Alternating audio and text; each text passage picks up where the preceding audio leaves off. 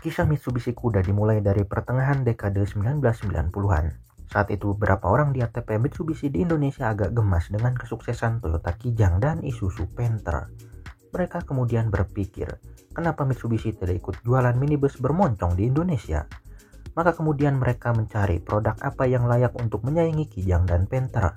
Pada tahun 1996 akhirnya mereka menemukan kandidat yang cocok. Saat itu Mitsubishi sedang mengembangkan suatu minibus untuk dipasarkan di Cina dan Taiwan. Makhluk itulah yang kemudian dinamai Mitsubishi Freeka dan kemudian diluncurkan di Cina dan di Taiwan pada 1997. ATP Mitsubishi di Indonesia memutuskan untuk memproduksi Mitsubishi Freeka tersebut untuk pasar Indonesia. Setelah melalui berbagai persiapan, akhirnya diluncurkanlah Mitsubishi Freeka versi Indonesia pada Maret 1999 dengan nama Mitsubishi Kuda. Mengenai namanya, tidak ada publikasi yang jelas kenapa hewan kuda yang dipilih. Yang jelas mobil ini mengikuti tren di Indonesia pada saat itu, yang menggunakan nama hewan sebagai nama mobil, seperti Kijang, Panther, Zebra, dan Bison. Namun menurut info dari beberapa orang dalam, konon nama kuda diambil dari Shio, salah satu petinggi ATP Mitsubishi yang berinisial GD. Bapak GD inilah yang berperan besar dalam mengusulkan agar Mitsubishi ikut berkompetisi di segmen minibus bermoncong. Ketika pertama kali diluncurkan pada Maret 1999, Mitsubishi Kuda hanya memiliki satu varian mesin dan transmisi, yakni mesin bensin 1600 cc berkarburator yang dikawinkan dengan transmisi manual 5 speed yang koplingnya masih dikontrol pakai kabel. Kode bodi untuk varian ini adalah VA1W. Mesin yang digunakan adalah mesin 4G18 yang masih satu keluarga dengan mesin 4G15 dan 4G17 yang digunakan pada Mitsubishi Colt T120SS, sehingga ada beberapa persamaan komponen. Dan jika diperhatikan suara mesin-mesin tersebut juga ada kemiripan. Untuk trim level yang dipasarkan ada 3, yaitu GLX untuk yang termurah, GLS untuk yang menengah, dan Super Exit untuk yang paling komplit, dan warna bodinya two-tone. Tampilan kuda keluaran awal macam ini seperti agak dimirip-miripkan dengan Mitsubishi Pajero generasi kedua, namun di kuda ini sedikit lebih membulat. Headlampnya dari kaca dan di pinggir-pinggirnya agak dihitam-hitamkan. Lampu sen dan lampu senja ada di bagian pojok dan mikanya agak dihitam-hitamkan juga. Grillnya bermotif garis-garis horizontal. Pada GLX berwarna hitam, sedangkan pada GLS dan Super Exit warnanya krum. Bumper depannya terbuat dari besi dan menurut kami terlalu polos. Hanya ada lubang angin di bagian tengah yang ditutup oleh semacam jaring kawat. Khusus untuk Super Exit, bumper depan ini berwarna silver karena mengikuti warna bodinya yang two-tone. Dan pada kuda keluaran awal ini aslinya sampai varian termahal pun tidak ada fog lampnya sama sekali.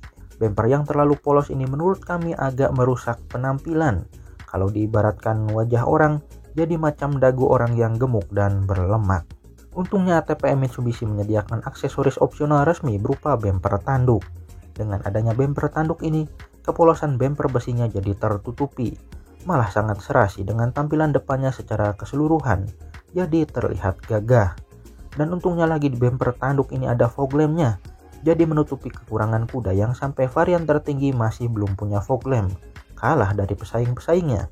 Bumper ini bagian tengahnya berwarna silver dengan bahan dari fiber, sedangkan bagian pinggirnya yang mengelilingi fog lamp berwarna hitam dan terbuat dari semacam karet. Mayoritas dealer bahkan memberikan bumper tanduk ini secara gratis sebagai bonus pembelian. Namun ada pula unit-unit yang tidak pakai bumper tanduk ini. Mungkin dulu mobilnya dibeli dari dealer yang pelit. Sampai sekitar tahun 2012 bumper ini masih bisa dipesan inden ke ATPM. Namun untuk saat ini tentu saja sudah tidak diproduksi. Di bagian samping kuda versi bensin ini bentuknya macam ini. Atapnya trapeze dan agak buntet karena bodinya agak pendek. Dan pintu baris kedua itu menurut kami agak aneh. Bentuknya benar-benar kotak karena posisi pilar-pilarnya benar-benar tegak lurus. Dan jika ukurannya dibandingkan dengan pintu baris pertama, pintu baris kedua ini terlalu kecil. Kemudian pilar B antara pintu baris pertama dan pintu baris kedua seluruhnya masih terlihat dari luar, dari ujung atas sampai ujung bawah, macam mobil bikinan karoseri. Berbeda dengan kompetitornya yang sudah mulai menyembunyikan bagian bawah pilar B ke dalam panel pintu baris kedua. Untuk varian Super Exit warna bodinya two-tone, bagian bawahnya berwarna silver dan ada garis-garis warna emasnya. Kemudian spionnya, Versi GLX dan GLS mendapat spion manual warna hitam, sedangkan Super Exit mendapat spion elektrik warna chrome. Yang anehnya bentuknya sama persis dengan versi manualnya.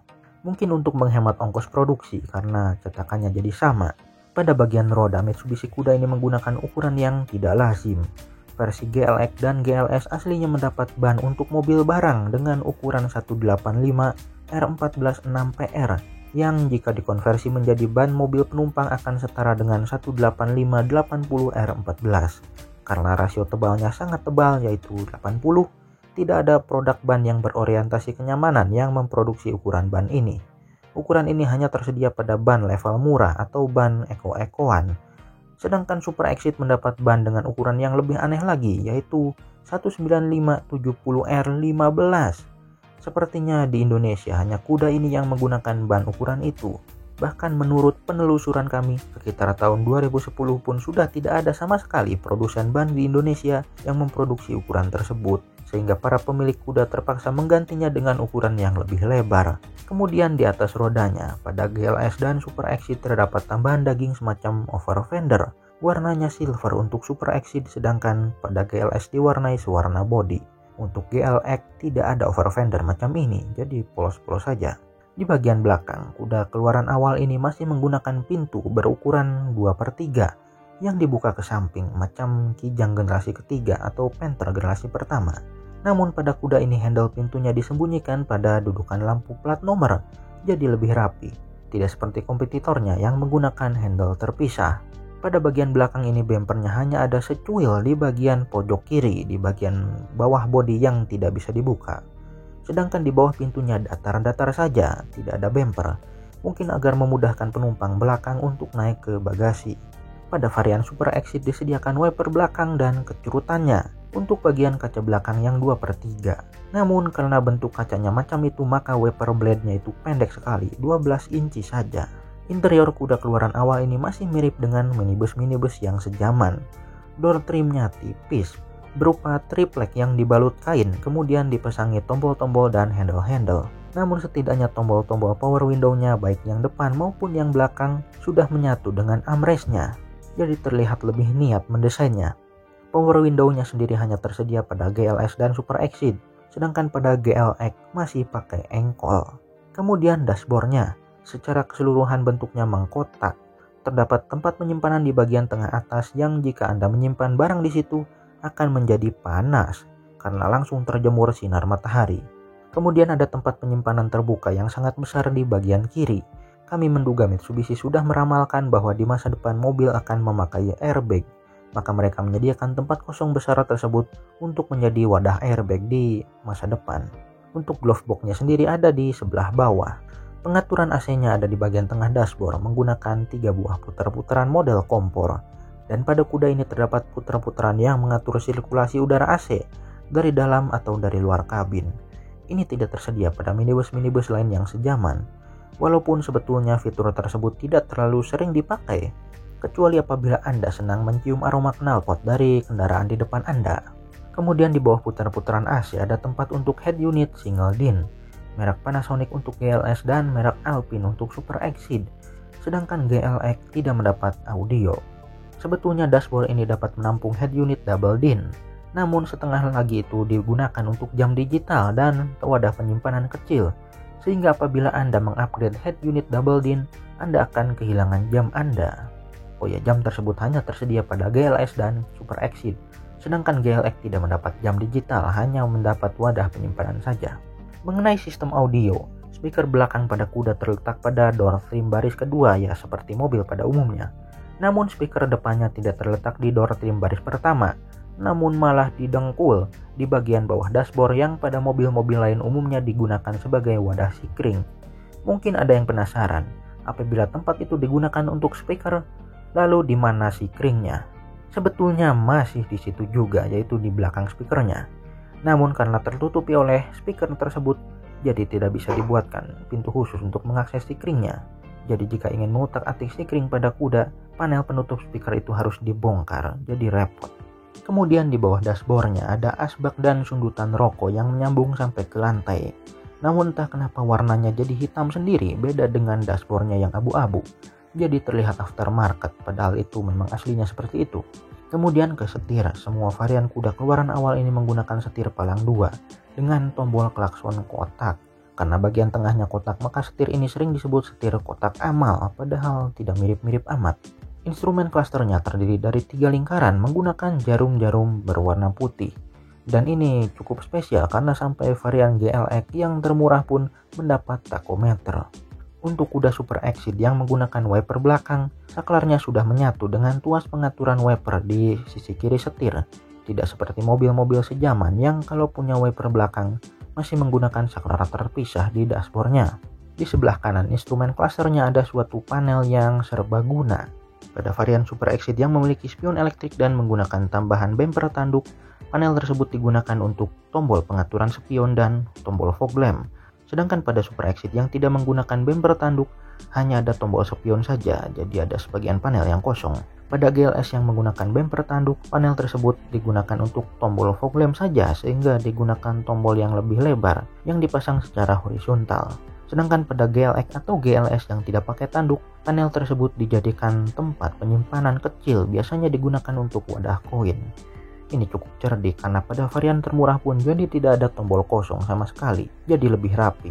Kemudian jika diperhatikan, dashboard kuda ini cukup simetris antara bagian kiri dan kanannya, termasuk panel serbaguna yang kami sebutkan tadi juga ada di sebelah kiri, menjadi wadah koin juga. Mungkin ini sengaja agar cetakan dashboardnya tidak beda jauh antara versi setir kiri dan setir kanan, sehingga lagi-lagi menghemat ongkos produksi. Di bagian plafon, lampu plafon pada kuda ini agak unik karena cara menyalakannya adalah dengan menggeser mikanya. Ini terlihat canggih, namun ketika mikanya tersebut sudah getas dimakan usia, jadi mudah patah apabila sering digeser-geser, dan sekarang nyari penggantinya akan sulit. Kemudian pada varian GLS dan Super Exceed, ada lampu baca di dekat spion tengah yang bisa dinyalakan masing-masing sebelah kiri dan sebelah kanannya. Kemudian di bagian tengah antara jok supir dan penumpang depan, terdapat konsol box dan cup holder. Namun aneh, konsol boxnya itu pendek sekali, jadi kapasitasnya kecil dan tidak bisa digunakan sebagai sandaran tangan. Keunikan lain dari Mitsubishi Kuda adalah jok supirnya bisa diatur ketinggiannya. Ini luar biasa karena pada akhir 90-an belum ada minibus yang menyediakan fitur ini. Untuk jok baris keduanya pada GLX dan GLS bentuknya datar, menyambung dari ujung kiri sampai ke ujung kanan. Sedangkan pada Super Exceed terpisah 50-50, setengah-setengah, dan bagian tengahnya itu ada armrestnya. Untuk varian Super Exceed AC-nya double blower, sedangkan GLX dan GLS single blower saja. Namun terdapat beberapa dealer yang memasangkan AC double blower ke kuda GLS, baik berupa bonus maupun pesanan khusus. Kemudian pada Mitsubishi Kuda semua varian, bahkan sampai yang keluaran terakhir pun, tidak ada yang memiliki seat belt pada baris kedua. Kami curiga ini karena pilar C mobil ini sangat tipis sekali, sehingga tidak muat untuk dipasangi dudukan seat belt. Namun sebagai gantinya, pada pintu baris kedua kuda semua varian terdapat child lock. Lagi-lagi ini sangat spesial karena kompetitornya pada akhir tahun 90-an belum ada yang memiliki fitur ini. Untuk jok baris ketiganya, semua varian kuda keluaran awal ini menghadap ke samping karena cukup sempit sehingga tidak muat apabila dipasang jok hadap depan. Jendela baris ketiganya sendiri tidak terlalu besar dan tidak bisa dibuka. Pada bulan Juni 1999 muncul Mitsubishi Kuda bermesin diesel. Namun perbedaannya tidak hanya pada mesin tapi juga pada sasis dan bodinya. Kuda versi diesel ini memiliki wheelbase yang lebih panjang dari yang bermesin bensin. Sehingga sejak Juni 1999 ini tercipta istilah short wheelbase dan long wheelbase. Untuk yang long wheelbase diesel ini kode sasisnya adalah VB5W. Dari bodinya perbedaannya dapat dilihat dari ukuran pintu baris kedua. Pada versi panjang ini menjadi lebih enak dilihat karena ukurannya jadi lebih seimbang dengan pintu baris pertamanya. Perbedaan lain ada pada atapnya. Versi long wheelbase ini atapnya lebih tinggi sehingga sering disebut high roof. Namun atap yang tinggi ini menurut kami agak membuat tampilan belakangnya jadi agak aneh. Bentuk pintu belakang yang 2/3 macam itu menurut kami lebih cocok dengan atap trapeze. Jadi serba salah. Versi long wheelbase lebih enak dilihat dari samping tapi tidak enak dilihat dari belakang. Sedangkan versi short wheelbase cocok dilihat dari belakang tapi sampingnya jadi aneh. Ketika diluncurkan pada Juni 1999, varian long wheelbase mesin diesel ini hanya tersedia pada trim level GLX dan GLS. Tidak ada pada varian Super Exceed, karena rencana awalnya mesin diesel ini ditujukan untuk segmen yang membutuhkan mobil untuk kerja, bukan untuk mewah-mewahan. Ini mirip dengan strateginya Kijang Kapsul yang pada awalnya mesin dieselnya hanya tersedia pada trim level menengah ke bawah saja. Untuk fitur-fiturnya sendiri, kuda diesel GLX dan GLS ini sama saja dengan GLX dan GLS yang mesin bensin. Varian transmisi yang tersedia untuk mesin diesel ini tetap hanya manual 5 speed saja. Namun yang mesin diesel ini koplingnya sudah pakai master hidrolik. Konon pada saat itu ada pula beberapa dealer yang mampu menyediakan kuda diesel bertransmisi otomatis. Ini sebetulnya bukan varian resmi dari ATPM, karena dari pabriknya hanya ada transmisi manual saja. Jadi dealer tersebut mengambil unit kuda diesel bertransmisi manual dari pabrik. Kemudian ketika sampai di dealer, transmisinya dicopot dan diganti dengan transmisi otomatis yang masih kurang jelas. Transmisi otomatis jenis apa yang digunakan? Ini sama kasusnya dengan Kijang Kapsul diesel bertransmisi otomatis. Yang jelas, modifikasi dealer macam ini sebetulnya tidak direstui oleh ATPM. Mesin diesel yang digunakan ini adalah mesin berkode 4D56. Banyak yang mengira bahwa mesin ini sama dengan mesin yang digunakan pada Col L300 dan beberapa varian Pajero Sport, yang memang kebetulan kodenya sama-sama 4D56. Namun jika dibandingkan dengan yang digunakan pada Pajero Sport, bisa dibilang yang sama hanya kodenya saja, sedangkan mesinnya benar-benar berbeda. Yang digunakan pada Pajero Sport itu berarsitektur DOHC, direct injection dengan turbo dan intercooler. Bahkan ada yang menggunakan turbo VGT. Sedangkan yang digunakan pada kuda itu berarsitektur SOHC, naturally aspirated dan indirect injection pula, sehingga masih pakai busi pemanas atau glow plug. Sehingga persamaan komponen pada 4D56 milik kuda dan 4D56 milik Pajero Sport hampir tidak ada. Ya memang kami heran dengan kebiasaan Mitsubishi, mesin yang sudah berevolusi sangat jauh sampai benar-benar berbeda pun seringkali masih diberi kode yang sama dengan leluhurnya, sehingga bikin bingung orang-orang yang belum paham. Lalu bagaimana jika dibandingkan dengan mesin 4D56 pada Col L300? Nah, ini bisa dibilang agak mirip. Arsitekturnya sama dan cukup banyak persamaan komponen, walaupun tidak 100% sama persis. Jika dibandingkan dengan mesin L300 produksi 80-an sampai tahun 2000-an awal yang sejaman dengan kuda ini, ada beberapa perbedaan. Yang pertama adalah pada bagian suplai bahan bakar, yakni injektor dan pompa injeksi solar, atau yang oleh orang-orang bengkel biasa disebut sebagai Bosch Pump. Col L300 menggunakan injection pump produksi Denso, sedangkan kuda menggunakan injection pump merek Jaxel. Perbedaan injection pump dan injektor inilah yang menyebabkan mesin 4D56 pada kuda dapat menghasilkan tenaga hingga 86 PS, lebih besar dari 4D56 milik Col L300 di zaman itu yang menghasilkan tenaga 77 PS saja. Perbedaan lainnya adalah pada bentuk ruang ledak pada silinder head dan permukaan atas piston. Pada kuda cekungan di permukaan atas pistonnya lebih kecil, sedangkan pada Col L300 yang sejaman cekungannya lebih besar. Konon ini yang mengakibatkan jika diperhatikan secara seksama, suara mesin kuda diesel sedikit lebih halus. Namun kemudian ketika Col L300 mengalami facelift pada tahun 2007, mesinnya mengalami sedikit perubahan agar lulus standar knalpot Euro 2. Salah satu perubahan yang dilakukan adalah dengan mengganti pistonnya dengan yang lubang kecil, seperti yang digunakan sebelumnya oleh kuda. Sehingga Col L300 yang baru ini suaranya lebih halus dari yang lama. Namun L300 facelift ini masih menggunakan injection pump merek Denso seperti L300 yang lama, sehingga tenaganya tetap di bawah 80 PS. Sebenarnya ada satu makhluk lagi yang menggunakan mesin 4D56 SOHC indirect injection, yakni Mitsubishi Strada L200, leluhur dari Strada Titon.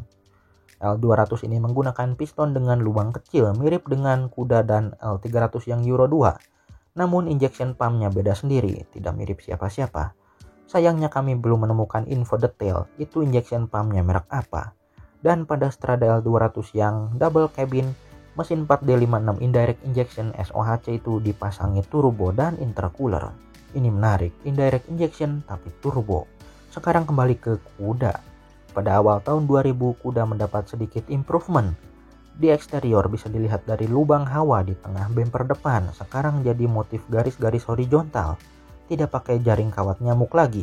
Kemudian di interior sekarang varian Super Exit mendapat setir palang 4. Dan pada improvement ini juga TPM berubah pikiran. Sekarang mereka menyediakan varian Super Exit bermesin diesel. Bahkan varian Super Exit diesel ini memiliki beberapa tambahan kemewahan yang tidak dimiliki oleh Super Exit yang bensin. Yaitu door trim dengan bentuk yang lebih proper, tidak dari triplek lagi. dan handle pintu yang chrome dan bentuknya agak modern, tidak kotak kaku lagi seperti sebelumnya. Dan ada motif kayu-kayuan di sekitar tombol power window dan bagian tengah dashboard. Dan khusus untuk Super Exceed diesel ini, jok baris ketiganya hadap depan karena memang bodinya lebih panjang sehingga muat dipasang jok hadap depan. Namun kuda diesel GLX dan GLS tetap menggunakan jok hadap samping. Selain trim level GLX, GLS dan Super Exceed yang kami ceritakan tadi, sebetulnya ATP Mitsubishi sempat berencana membuat satu varian lagi, yaitu GL. Tipe GL ini posisinya lebih murah dari GLX, tanpa power steering, tanpa tachometer, bahkan tanpa AC, dan jok penumpang depannya paten, tidak bisa digerakkan sama sekali. Namun entah kenapa tipe GL ini tidak jadi dipasarkan. Improvement berikutnya untuk kuda terjadi pada tahun 2001 akhir. Perubahan pada eksterior terjadi pada bagian belakang bodi. Sekarang di pojok kiri belakang tidak ada tonjolan bumper lagi. Jadi secara teknis sekarang kuda tidak punya bumper belakang. Karena dari ujung kiri sampai ujung kanan sekarang datar-datar saja, lurus dengan pijakan kaki untuk naik ke bagasi. Pada improvement ini juga terjadi penambahan fitur untuk varian GLS.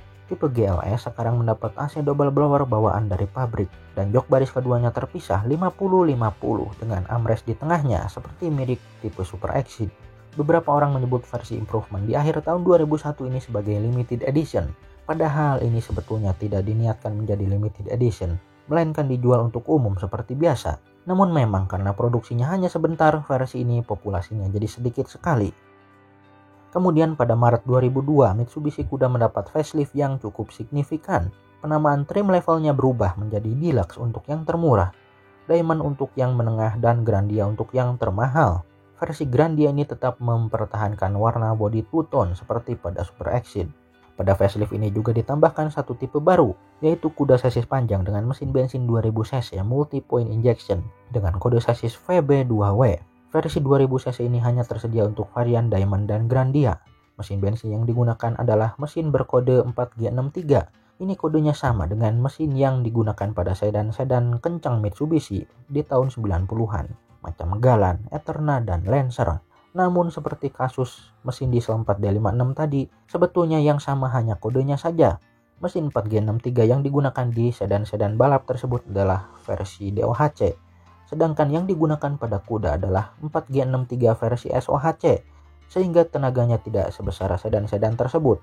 Pada kuda, mesin tersebut dikawinkan dengan transmisi manual 5 speed atau transmisi otomatis 4 speed, yang transmisi otomatis itu hanya tersedia untuk trim level Grandia saja.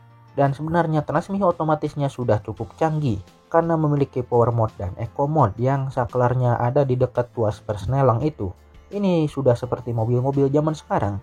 Untuk yang transmisi manual, koplingnya masih seperti yang 1600 cc pakai kabel. Jadi yang pakai kopling hidrolik hanya yang diesel saja. Tampilan depan kuda facelift ini menjadi seperti ini, agak dimirip-miripkan dengan Lancer sedia yang keluaran awal. Grillnya terbelah dua dan logo Mitsubishi-nya cuma secuil di bagian tengah. Headlampnya sekarang menggunakan mika plastik dan di bagian dalamnya menggunakan semacam proyektor dengan bohlam yang terpisah antara lampu dekat dan lampu jauhnya. Bumper depannya sekarang tidak culun lagi karena sudah disediakan dudukan untuk fog lamp. Walaupun yang benar-benar mendapat fog lamp hanya tipe Grandia saja. Diamond dan Deluxe tidak mendapat fog lamp. Dan karena tampilan aslinya pun sudah cukup enak dilihat, versi facelift ini tidak pakai bumper tanduk lagi. Di bagian samping, perubahan pertama adalah pada atapnya. Sekarang baik yang short wheelbase maupun yang long wheelbase menggunakan atap yang tinggi. Tidak ada lagi varian yang atap pendek. Kemudian pada spionnya, tipe Grandia mendapat spion elektrik model baru yang bentuknya lebih modern dan dicat warna bodi. Tipe Diamond long wheelbase menggunakan spion elektrik chrome yang sama dengan yang digunakan pada Super Exceed yang sebelum facelift. Sedangkan Diamond short wheelbase dan Deluxe menggunakan spion manual yang warna hitam itu. Itu agak kasihan yang Diamond short. Kenapa dibedakan fiturnya? Kemudian bannya. Grandia menggunakan ban yang sama dengan Super Exceed yaitu 195/70R15. Sedangkan Deluxe dan Diamond menggunakan ban yang sama dengan GLX dan GLS. Namun sekarang sudah mendapat ban mobil penumpang dari pabriknya, tidak pakai ban mobil barang lagi. Walaupun ukurannya tetap 185/80R14. Di bagian belakang juga terdapat perubahan yang signifikan. Pintu bagasinya sekarang terbuka ke atas jadi tidak kalah dengan kompetitornya. Di bagian kaca belakangnya itu sampai tipe termurah pun disediakan wiper belakang dan kecerutannya. Untuk tipe Deluxe yang termurah, bagian atas pintu bagasinya itu gundul saja. Sedangkan pada Diamond dan Grandia disediakan spoiler belakang, jadi makin gagah. Secara keseluruhan menurut kami kuda yang paling enak dilihat adalah yang versi facelift tahun 2002 ini. Di interior juga ada beberapa perubahan. Untuk tipe long wheelbase dari yang termurah sampai yang termahal sekarang mendapat door trim yang tebal. Sedangkan yang short wheelbase dari yang termurah sampai yang termahal mendapat door trim tipe triplek. Ini aneh, kenapa fiturnya malah dibedakan dari wheelbase-nya. Kemudian setirnya, Grandia mendapat setir palang 4 yang dilapis kulit. Diamond menggunakan setir palang 4 yang bahannya biasa-biasa saja. Sedangkan Deluxe masih menggunakan setir kotak amal palang 2. Kemudian Grandia mendapat motif kayu-kayuan pada bagian tengah dashboard dan di sekitar tombol power window. Selain itu, tipe Grandia mendapat konsol tengah yang lebih besar dan konsol box yang lebih besar juga, yang terbagi menjadi 2 tingkat. Untuk AC-nya, AC double blower tersedia untuk Grandia semua tipe dan Diamond long wheelbase. Sedangkan Diamond short wheelbase dan Deluxe AC-nya single blower saja. Ini kasihan. Yang short wheelbase jadi agak terdiskriminasi. Jok baris kedua untuk yang long wheelbase terbagi dengan rasio 60-40. Sedangkan yang short wheelbase terbagi 50-50 seperti pada sebelum facelift. Untuk jok baris ketiganya, varian long wheelbase dari yang termurah sampai yang termahal sudah mendapat jok yang hadap depan. Namun yang short wheelbase semua tipe masih hadap samping. Ya, kalau ini wajar karena short wheelbase lebih sempit interiornya. Selain perubahan pada penampilan, sebetulnya pada facelift ini juga dilakukan perubahan pada konstruksi as roda belakangnya. Jarak roda belakang kiri dan kanan bertambah sebanyak 50 mm. Dan per daun pada roda belakang bertambah jadi 5 lembar dari sebelumnya 4 lembar. Pada kuda facelift pertama ini terdapat beberapa varian limited edition. Nah, kalau yang ini benar-benar limited edition beneran. Di antaranya adalah kuda Air Limited yang berbasis dari kuda Diamond 1600cc yang diwarnai merah terang, diberi velg racing berwarna putih dan ditempeli stiker-stiker bertema Rally Art divisi balapnya Mitsubishi. Ada pula kuda Sporty Edition, yaitu kuda Diamond 2000cc yang dicat warna ungu tua macam terong. Kemudian diberi velg yang macam itu dan ada stiker strippingnya juga. Kami heran dengan yang ini apanya yang sporty. Kemudian kuda facelift pertama ini juga banyak digunakan untuk mobil polisi, biasanya menggunakan kuda Deluxe 1600cc. Facelift kedua untuk Mitsubishi kuda terjadi pada tahun 2005. Tampilan depannya berubah menjadi seperti ini. Ya, ini sepertinya dimirip-miripkan dengan Lancer Sedia yang versi facelift. Logo Mitsubishi-nya jadi ditempel di panel segitiga di tengah grill. Kemudian lampu depannya membulat melebar ke pinggir dan lampu sennya bergabung menjadi satu klaster dengan headlamp. Menurut kami tampilan depannya ini jadi terlalu manis, tidak cocok untuk seekor minibus gagah macam kuda. Di bagian samping sekarang jadi ada lampu sen di fender depan untuk menyediakan cahaya lampu sen ke arah samping sebagai konsekuensi dari bentuk lampu depannya yang macam itu. Kemudian sekarang versi Diamond baik yang short wheelbase maupun yang long wheelbase mendapat spion elektrik sewarna bodi yang sama dengan Grandia. Jadi spion elektrik yang krom itu sudah tidak diproduksi lagi. Sedangkan Deluxe tetap pakai spion manual yang warna hitam. Di bagian belakang juga terdapat perubahan yang signifikan. Lampu belakangnya naik posisinya jadi di bagian pilar kaca bagasi seperti pada Daihatsu Taruna. Dan untuk tipe Grandia berusaha jadi seperti SUV dengan memasang ban serep konde. Namun ban serepnya itu tidak dipasang langsung ke pintu bagasi, ada bracketnya sendiri. Pintu bagasinya sendiri tetap terbuka ke atas. Ini kalau buka bagasi jadi repot. Harus buka bracket ban serepnya dulu ke samping, baru kemudian buka pintu bagasi ke atas. Dan yang paling penting identitas mobil ini jadi tidak jelas. Bagian depan berusaha menjadi manis seperti sedan. Dilihat dari samping seperti minibus tahun 90-an. Dan bagian belakangnya malah berusaha jadi seperti SUV.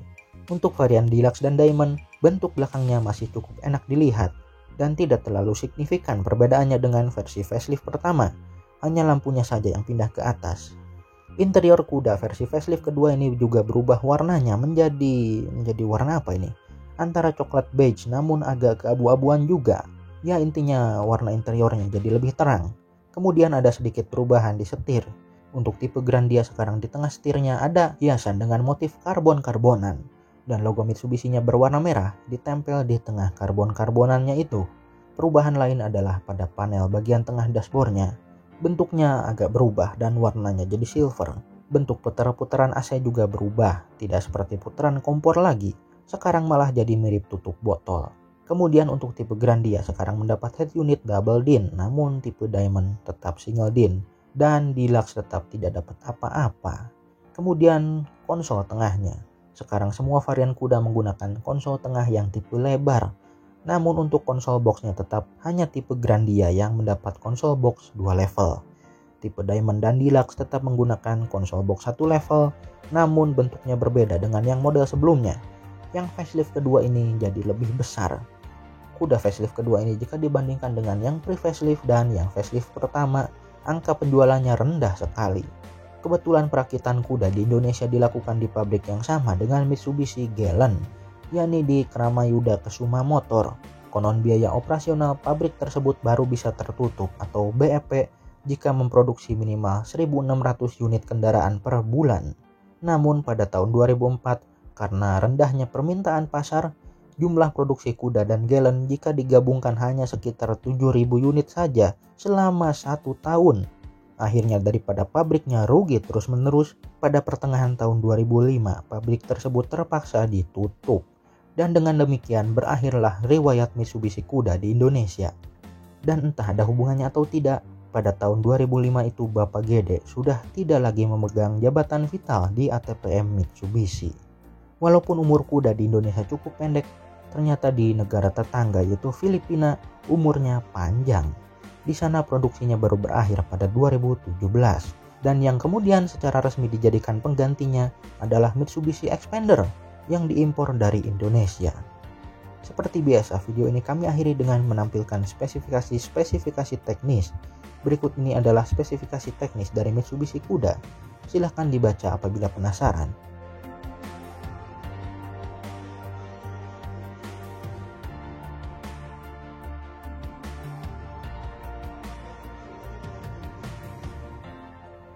Demikianlah pembahasan detail kami mengenai Mitsubishi kuda. Silahkan komentar apabila ada info penting yang belum tercantum pada video ini. Terima kasih telah menonton.